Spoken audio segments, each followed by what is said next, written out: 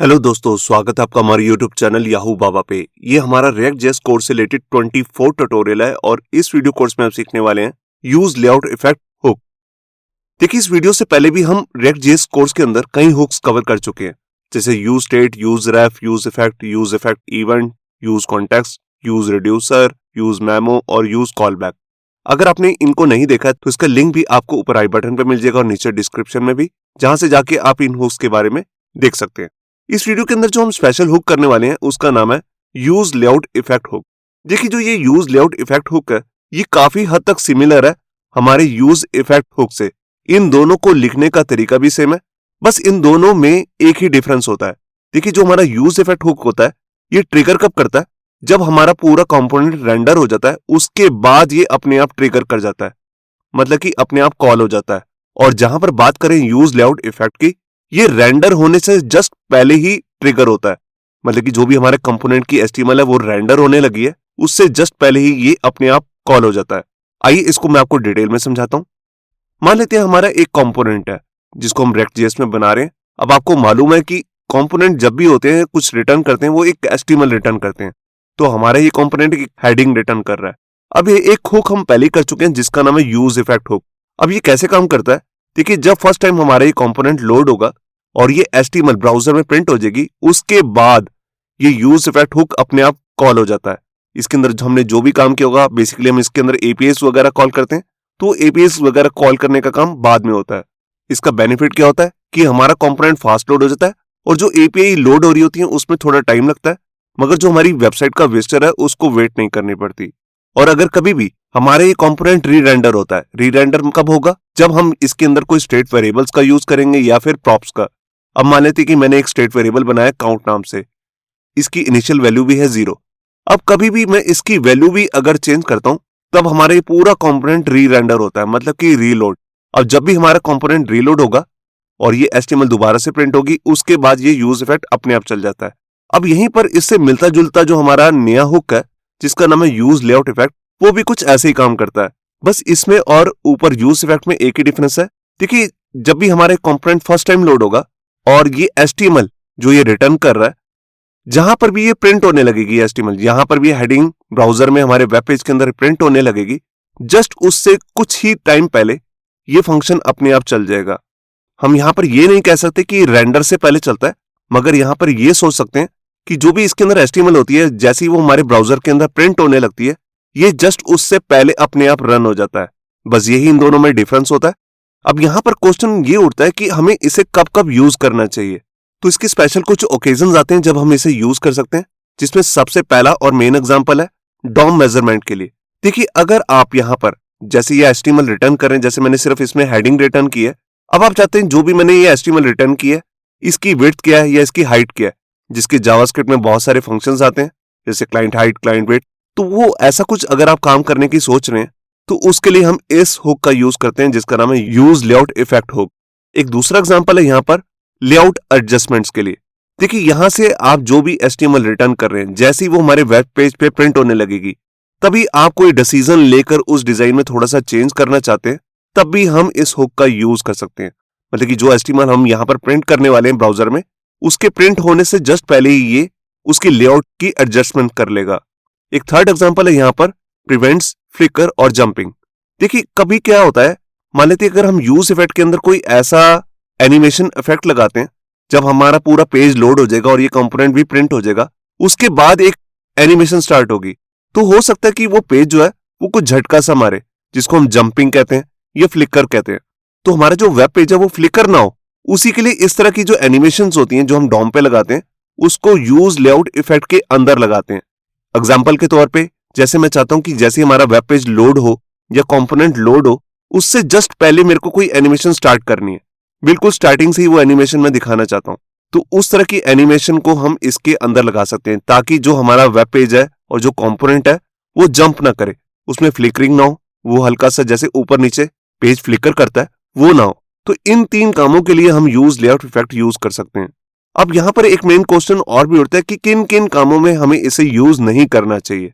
ये बहुत इंपॉर्टेंट चीज है, आपको ये पता होना चाहिए कि हम इसे कहां कहां पर यूज मत करें, क्योंकि ऐसा करने से आपकी वेबसाइट की परफॉर्मेंस खराब भी हो सकती है।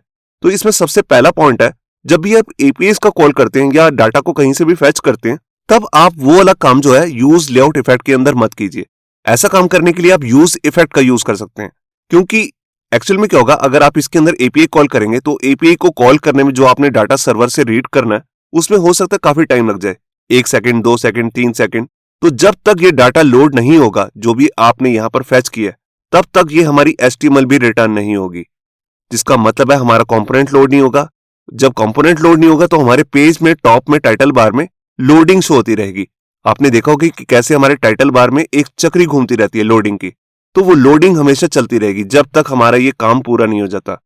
तो इसी वजह से हम जितना भी एपीआई का काम होता है वो यूज इफेक्ट के अंदर करते हैं, जिससे बेनिफिट क्या होता है, हमारा कंपोनेंट की पूरी एचटीएमएल लोड हो जाती है और बैकग्राउंड में जो भी हमने यहाँ पर डाटा फैच करने को एपीआई में दिया है वो बैकग्राउंड में चलता रहता है असिंक्रोनस फॉर्म में। दूसरा एक मेन इसका पर्पस है कि इसको यहां पर आप इवेंट लिसनर के लिए यूज मत कीजिए। देखिए, कोई आप यहां पर जैसे आप मान लेते हैं कि हम रिटर्न कर रहे हैं एक बटन, और बटन पे आप कोई ऑन क्लिक इवेंट लगाया, और कहां पर लगाया, यूज लेआउट इफेक्ट के अंदर। तो जब तक ये बटन ही लोड नहीं होगा, क्योंकि ये बटन लोड होने से पहले ही ये सारा कोड चल जाएगा, तो जब तक बटन ही लोड नहीं हुआ तो उस पे इवेंट लिसनर भी काम नहीं करेगा। तो इवेंट लिसनर वगैरह तभी काम करते हैं जब आपका डॉम का जो पूरे एचटीएमएल के एलिमेंट्स है वो लोड हो गए, उसके बाद ही हम उसमें काम कर सकते हैं। तो ऐसे काम के लिए भी यूज इफेक्ट बेस्ट है। फिर आता हमारा तीसरा काम जिसके लिए हमें इसे यूज नहीं करना चाहिए, वो है लोकल स्टेट अपडेट्स। देखिए, जैसे हमने यहां पर एक काउंट नाम का लोकल स्टेट वेरिएबल बनाया, तो इस तरह के वेरिएबल्स को हम पिछली वीडियो में देख चुके हैं कि कैसे हम यूज इफेक्ट के अंदर भी इसमें चेंजेस कर सकते हैं। तो ऐसे काम हमें यूज लेआउट इफेक्ट के अंदर नहीं करने चाहिए। अगर आप इसमें यूज करेंगे भी तो इसका आपको प्रॉपर रिजल्ट नहीं मिलेगा। और लास्ट और सबसे मेन जो चीज है, कोई भी आप इसमें ऐसा काम मत कीजिए जिसमें डॉम मेजरमेंट नहीं हो रही है या फिर लेआउट की एडजस्टमेंट वगैरह नहीं हो रही है, क्योंकि इसका जो मेन पर्पस है मैं ऊपर ही बता चुका हूं। इसका यूज मेन डॉम मेजरमेंट के लिए होता है या फिर लेआउट एडजस्टमेंट्स के लिए।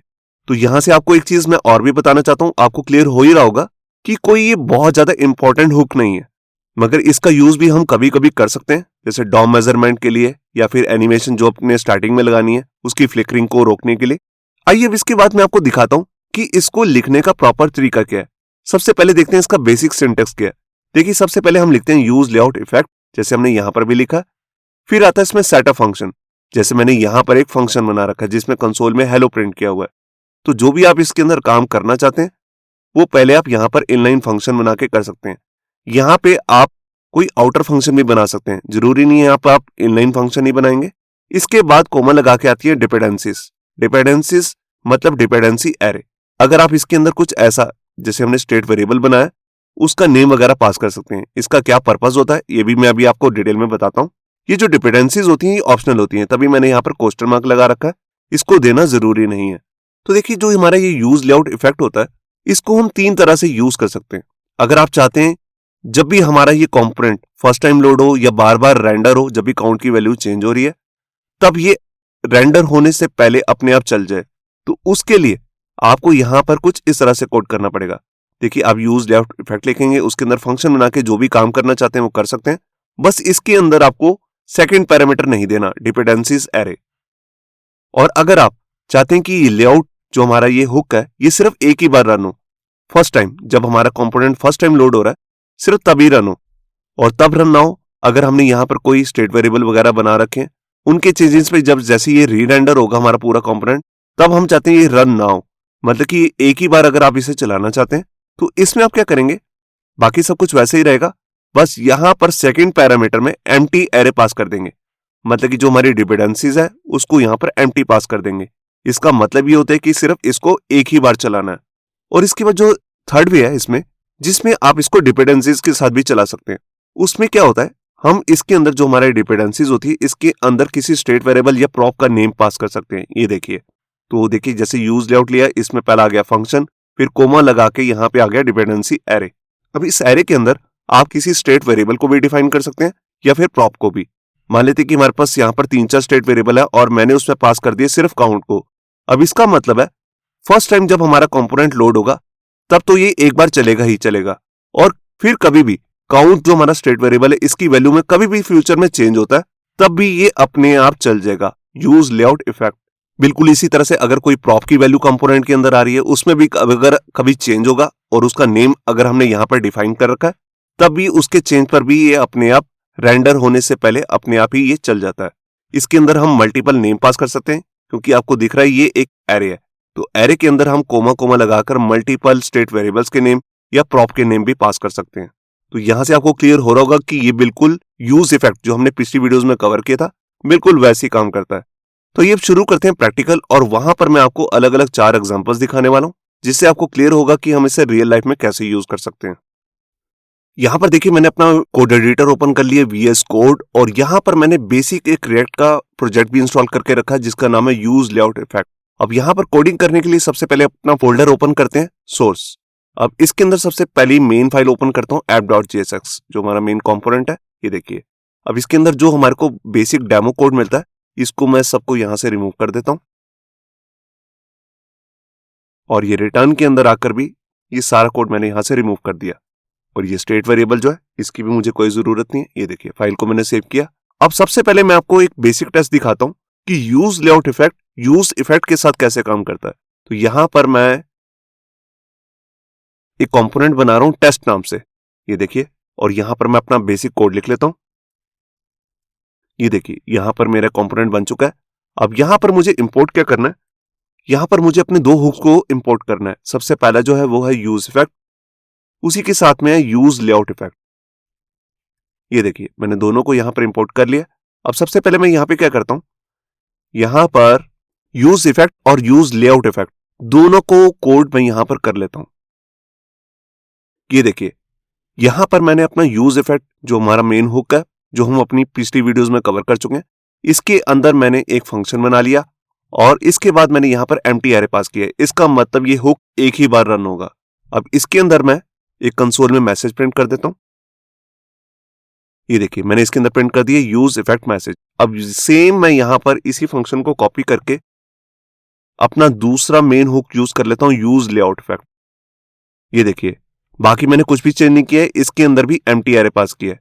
अब जो ये हुक है, ये कब काम करेगा, जब हमारे पूरा कंपोनेंट रेंडर हो जाएगा, मतलब कि HTML प्रिंट हो जाएगी ब्राउजर के अंदर, उसके बाद ये रन होगा। और जो हमारा ये मेन हुक है, जो हमारा इस वीडियो का मेन टॉपिक है, यूज लेआउट इफेक्ट, ये जो हम यहां से रिटर्न कर रहे हैं, जैसे ये ब्राउजर में प्रिंट होने लगेगा, उससे जस्ट पहले ही ये ऑटोमेटिकली अपने आप चल जाएगा। तो यहां पर मैंने फाइल को सेव किया, मैंने इसको ऑलरेडी एक्सपोर्ट करके रखा हुआ, तो इसको मैं यहां पर इंपोर्ट कर लेता हूं। यहां पर मैंने लिखा टेस्ट, मैंने इस पर क्लिक किया, आप देख सकते हैं ऊपर ये इंपोर्ट हो चुका है। मैंने इसको यहां पर क्लोज कर दिया, मैंने फाइल को सेव किया। अब मैं यहां पर टर्मिनल को ओपन करता हूं, और यहां पर अपनी मेन कमांड चला रहा हूं, npm run dev। ये देखिए, यहां पर ये हमारा सर्वर चल चुका है। मैं यहां पर कंट्रोल के साथ क्लिक करता हूं, और ये देखिए, यहां पर मैं आया, आप देख रहे हैं यहां पर, इसको थोड़ा जूम करके दिखाता हूं। देखिए, यहां पर लिखा गया टेस्ट। जो भी हमारे कंपोनेंट ने रिटर्न किया था डिव के अंदर, वो सिर्फ था टेस्ट। अब मैं यहां पर आपको एक बार इंस्पेक्ट करके कंसोल में भी दिखा देता हूं। ये आप देख सकते हैं, यहां मैंने जस्ट मैसेज नहीं चेंज किया, 2 बार सेम ही मैसेज आ गया। मैं एक बार मैसेज भी चेंज कर देता हूं। ये देखिए, यहां पर मैसेज चेंज नहीं किया, तो यहां पर मेरे को प्रिंट करना था यूज लेआउट इफेक्ट मैसेज। मैंने फाइल को सेव किया। मैं यहां पर जो मेरी मेन CSS लग रही है इंडेक्स में, ये भी मैं हटा देता हूं। ये देखिए, मैंने फाइल को सेव किया। ये देखिए यहां पर प्रिंट हो गया टेस्ट, जो मेरे कंपोनेंट की HTML थी। और यहां पर देखिए, यहां पर सबसे पहले क्या मैसेज आप देख रहे हैं, यूज लेआउट इफेक्ट। मतलब कि यूज लेआउट इफेक्ट वाला जो हमारा मेन हुक है, वो सबसे पहले चला है। उसके बाद ये HTML प्रिंट हुई होगी। ये सब कुछ 1 सेकंड में हुआ, तो आप देख नहीं सकते। उसके बाद ये चला हमारा यूज इफेक्ट मैसेज। यहां पर आया, एक बार इसको क्लोज करता हूं। जबकि आप देख सकते हैं कि मैंने इसको नीचे बनाया और इसको ऊपर बनाया, मगर सबसे पहले यही रन हुआ है, क्योंकि जैसे ही हमारी HTML प्रिंट होने लगी, सबसे पहले ये रन हुआ, इसने कंसोल में ये मैसेज प्रिंट किया। उसके बाद हमारी HTML में टेस्ट नाम का डिव के साथ ये प्रिंट हुआ, और उसके बाद हमारा यूज इफेक्ट चला। तो यहां से आपको क्लियर हो रहा होगा कि हमारा जो यूज लेआउट इफेक्ट है, ये जो भी हम HTML रेंडर कर रहे हैं, उसके प्रिंट होने से पहले अपने आप चल जाता है, और यूज इफेक्ट बाद में चलता है। बेशक हमने इसे ऊपर नीचे कहीं पर भी रखा हो, मगर ये अपने आप पहले ही चलेगा। अब आते हैं अपने मेन एग्जांपल में। जहां पर मैं आपको रियल लाइफ यूज केस में इसको कैसे यूज कर सकते हैं वो दिखाने वाला हूं। तो यहां पर मैं सबसे पहले क्या करता हूं, एक न्यू कंपोनेंट की फाइल बनाता हूं example1 और इसके अंदर बेसिक कोड लिख लेता हूं कंपोनेंट का। ये देखिए, ये मेरा कंपोनेंट बन गया example1 और इसको मैंने लास्ट में एक्सपोर्ट भी करके रखा हुआ है। अब यहां पर मुझे इंपोर्ट क्या करना है, मैं यहीं से कॉपी कर लेता हूं। तो मैं यहां गया और ये मैंने पूरी लाइन यहां से कॉपी करके इस लाइन को ओवरटेक कर दिया। ये देखिए, ओवरराइट कर दिया यहां पर। अब यहां पर मेरे को यूज लेआउट इफेक्ट का यूज करना है। यूज इफेक्ट हम इस वीडियो में अब और नहीं करने वाले। इसी के साथ मैं यहां पर एक स्टेट वेरिएबल भी बनाना चाहता हूं, तो उसके लिए मैं यहां पर यूज स्टेट को यूज करूंगा और एक रेफरेंस वेरिएबल भी बनाना चाहता हूं, तो उसके लिए मैं यूज रेफ को यूज करूंगा। ये देखिए, तो मैंने यहां पर अलग अलग से 3 हुक्स को यूज कर लिया। अब बेसिकली मैं करूंगा क्या, मैं यहां पर एक डिव रिटर्न करने वाला हूं। जैसे ये मेरा डिव है, इस डिव की मैं बेसिक एक स्टाइलिंग वगैरह कर लेता हूं और इसके अंदर मैं मैसेज भी कुछ और लिख देता हूं। ये देखिए, मैंने इस डिव के अंदर मैसेज लिख दिया, हेलो वर्ल्ड मेजर मी।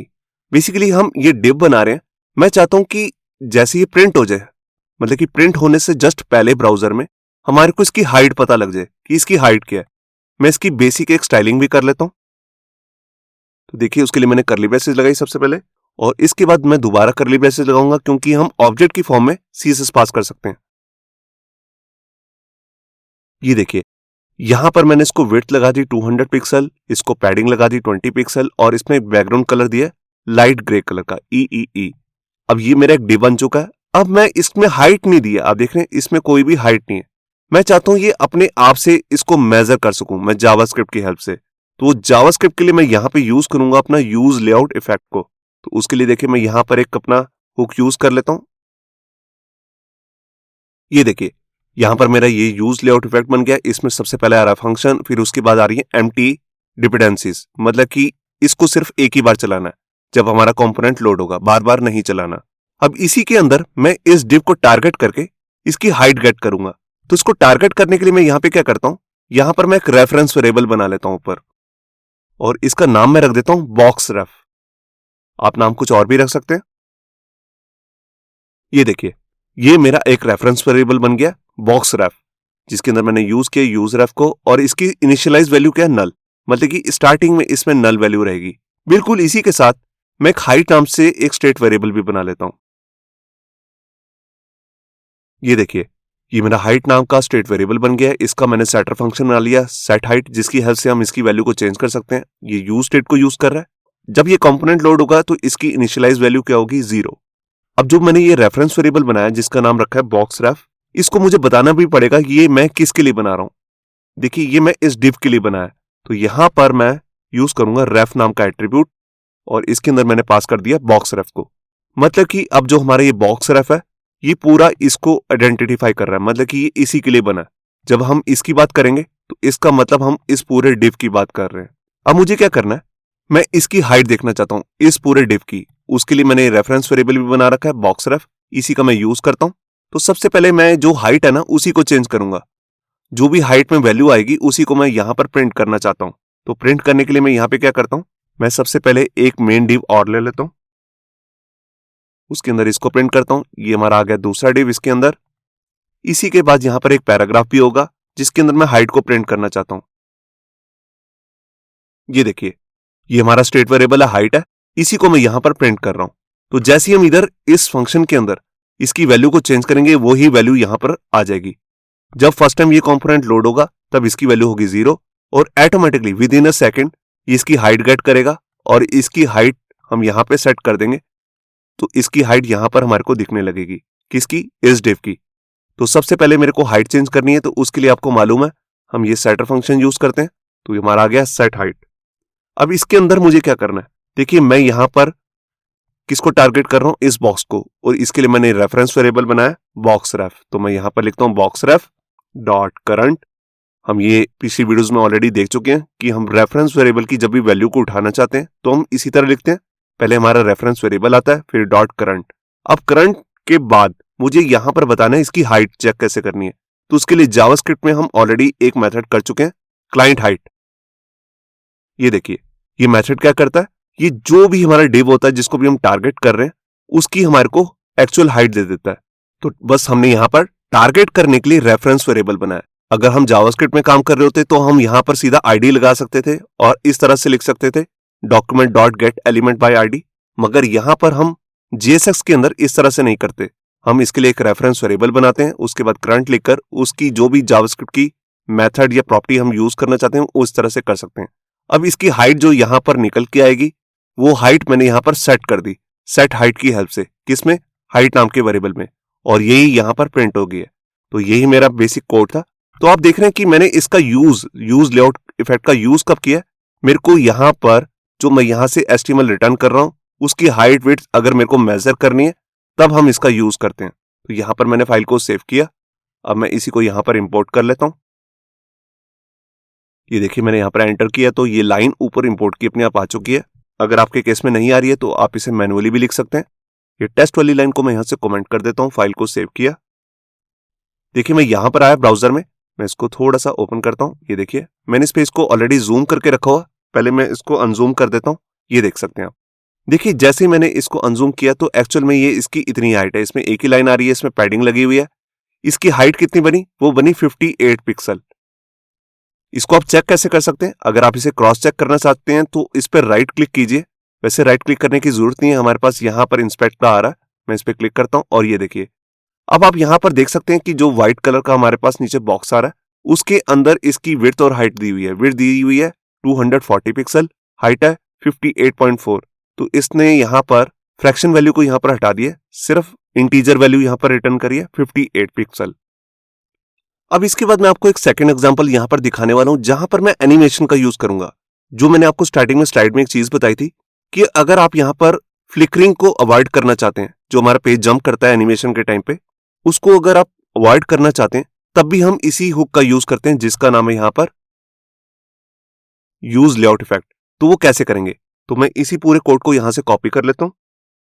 अब सोर्स में जाकर एक नई फाइल क्रिएट करता हूं। इस फाइल का नाम मैं रख रहा हूं example2। ये देखिए मैंने एक कंपोनेंट बना लिया, इसके अंदर पेस्ट करता हूं और यहां पर अपने कंपोनेंट का नेम चेंज कर देता हूं 2। बिल्कुल इसी तरह से इसको एक्सपोर्ट में भी नेम चेंज कर देता हूं 2। ये देखिए अब यहां पर मुझे क्या है, मुझे कोई स्टेट वेरिएबल नहीं चाहिए, मैं इसको हटा देता हूं।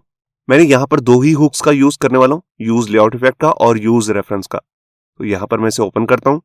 अब यहां पर ये जो मैंने स्टेट वेरिएबल बनाया था इसको हटा देता हूं। अब इसके अंदर भी मैं बॉक्स रेफ नाम से ही एक रेफरेंस वेरिएबल बना रहा हूं जो यूज रेफ को यूज कर रहा है। इसकी स्टार्टिंग वैल्यू है नल। इसके अंदर जो मैंने कोड किया हुआ है इसको भी मैं रिमूव कर देता हूं। इसके अंदर हम नया कोड करेंगे। अब यहां पर रिटर्न के टाइम पे क्या होगा आप यहां पर देख सकते हैं। यहां पर सिर्फ एक ही डिव बनाता हूं, तो इस आउटर डिव को मैं यहां से रिमूव कर रहा हूं और ये पैराग्राफ को भी। ये देखिए तो यहां पर ये मेरा मेन डिव है जिसमें रेफरेंस वेरिएबल लगा हुआ है। मैं ये स्टाइल को नीचे कर देता हूं ताकि आपके लिए समझना आसान रहे। और इसके अंदर ये मैसेज भी प्रिंट हो रहा है। मैं अब यहां पर मैसेज अलग लिख देता हूं, यहां पर लिख देता हूं एनिमेटेड बॉक्स। अब देखिए यहां पर मेरे को ये हाइट विड्थ वगैरह नहीं देनी है। जो भी इसके अंदर टेक्स्ट लिखा हुआ है मैं बस उतना ही दिखाना चाहता हूं। बस यहां पर विड्थ वगैरह मैं हटा रहा हूं। पैडिंग मैं यहां पर देता हूं जैसे कि 30 पिक्सल। इसमें एक बैकग्राउंड कलर भी दे देता हूं जैसे स्काई ब्लू। ये देखिए यहां पर हैश हटा देता हूं।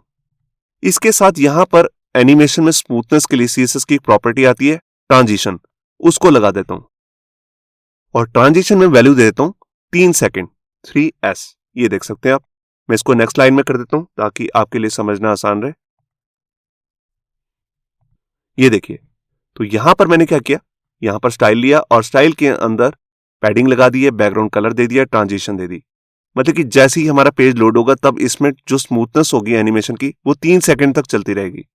अब ये ट्रांजिशन के टाइम जो मैंने यहां पर दिए ये एनिमेट कब होगा? जैसे ही हमारा ये कंपोनेंट पूरा लोड होने लगेगा, मतलब कि प्रिंट होने लगेगी HTML, उससे जस्ट पहले ही ये एनिमेशन मुझे स्टार्ट करनी है। तो इसी के लिए मैं यूज कर रहा हूं यूज लेआउट इफेक्ट को, ताकि मेरे पेज में कहीं पर भी फ्लिकरिंग ना हो। तो इसके लिए सबसे पहले मैं क्या करता हूं, सबसे पहले मैं इस डिव को टारगेट करूंगा। तो इसके लिए मैंने रेफरेंस वेरिएबल बनाया हुआ है बॉक्स रेफ। मैं यहां पर क्या करता हूं, एक वेरिएबल बना लेता हूं, इसका नाम जैसे रख देता हूं EL। वैसे पूरा भी लिख सकते हैं एलिमेंट, बस EL ही लिख रहा हूं, EL मतलब एलिमेंट। तो यहां पर मैंने पास किया बॉक्स रेफ डॉट करंट। ये देखिए तो इससे मेरे पास क्या होगा, ये पूरा डिव एज ए रेफरेंस इसमें पास हो जाएगा जिसका नाम है EL। अब इसी से मैं आगे कोड करूंगा। अब सबसे पहले मुझे क्या करना है, जो भी ये मेरा पूरा डिव है इसकी मुझे विड्थ निकालनी है।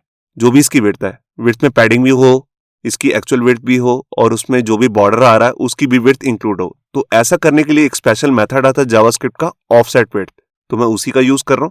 अगर आप सिर्फ विड्थ देखना चाहते हैं विदाउट पैडिंग वगैरह तो आप क्लाइंट विड्थ का भी यूज कर सकते हैं, मगर यहां पर मैं ऑफसेट विड्थ का यूज कर रहा हूं। ये देखिए यहां पर मैंने क्या किया, सबसे पहले मैंने ऊपर एक वेरिएबल बनाया था जो एलिमेंट था, एलिमेंट में पास कर दिया था पूरा बॉक्स रेफरेंस जो उसकी करंट वैल्यू है, मतलब कि पूरा डिव इसमें पास हो चुका है ईएल में। अब मैं ईएल की ही ऑफसेट विड्थ निकाली है, तो ऑफसेट विड्थ मैंने यहां पर ये मेथड लिखा है जावास्क्रिप्ट का। अब जो भी वैल्यू उठ के आएगी वो ऑटोमेटिकली आ जाएगी विड्थ नाम के वेरिएबल में। अब आता है मेन एनिमेशन का काम।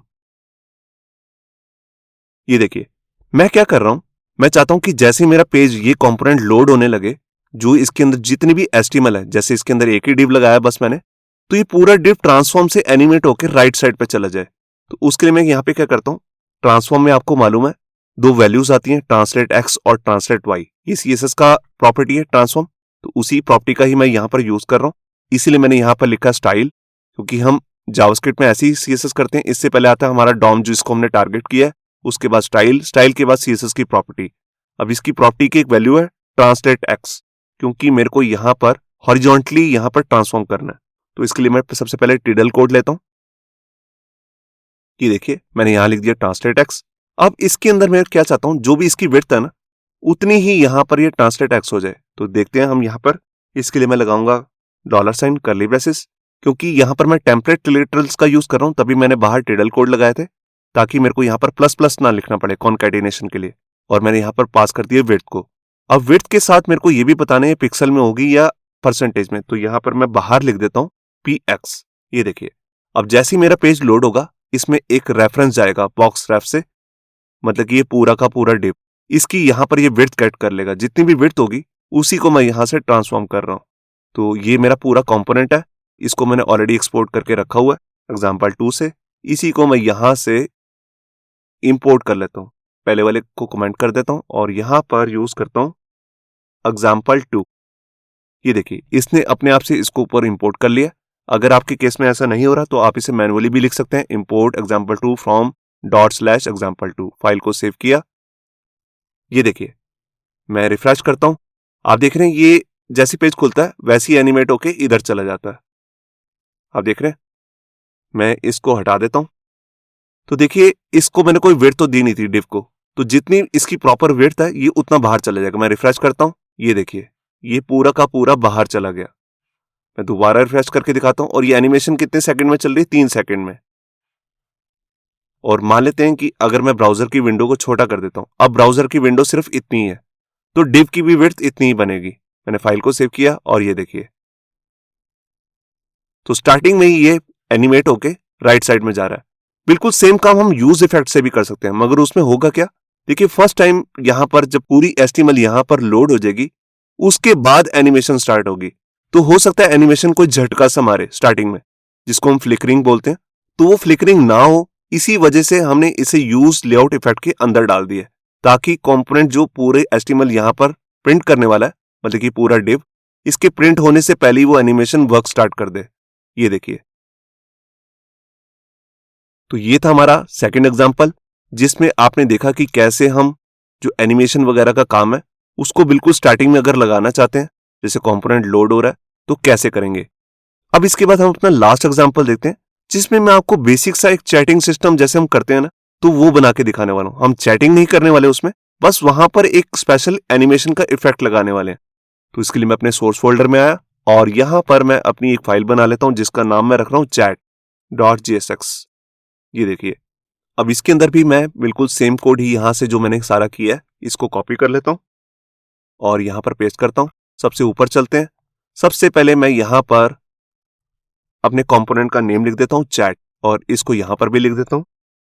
इसके बाद मेरे को सबसे पहले फाइलें ऊपर इंपोर्ट करनी है, तो मैंने यूज लेआउट इफेक्ट का ही यूज करना है और यूज रेफ का भी, तो मैंने इसे ऑलरेडी इंपोर्ट करके रखा हुआ है। अब इसके आते हैं अंदर फंक्शन में, तो इसके अंदर जो मैंने अभी कोड किया है इसको मैं हटा देता हूं और यहां पर स्टार्टिंग में जो मेरा रेफरेंस वेरिएबल है उसका नेम रख देता हूं चैट रेफ। ये भी यूज रेफ को यूज कर रहा है और स्टार्टिंग में इसकी वैल्यू रहेगी नल। अब यहां पर बेसिकली मैं करने के वाला हूं, मैं यहाँ पर जैसे मान लेते हैं कि हमारा एक डिव होगा जिसके अंदर यूजर्स दो यूजर्स हैं या 3 यूजर्स हैं, आपस में चैट कर रहे हैं, तो उनके मैसेज दिख रहे हैं। तो मैं चाहता हूं अगर कोई पेज रिफ्रेश भी कर देता है तो जहां पर उसने चैटिंग खत्म की है, लास्ट वाली जो चैट का उसने मैसेज भेजा था या उसको रिसीव हुआ था, वहां तक स्क्रॉल बार अपने आप चला जाए, मतलब कि अपने आप वो डिव स्क्रॉल होकर वहां तक चला जाए लास्ट मैसेज तक। ये मुझे दिखाना है। पहले मैं आपको दिखा देता हूं इसकी एचटीएमएल कैसे करेंगे। तो यहां पर ये मेरा यूज रेफ है, यहां पर मैं लिख देता हूं चैट रेफ। इसके बाद मैं यहां पर स्टाइल में भी थोड़ा सा चेंज कर देता हूं, इसको एक हाइट वगैरह दे देता हूं।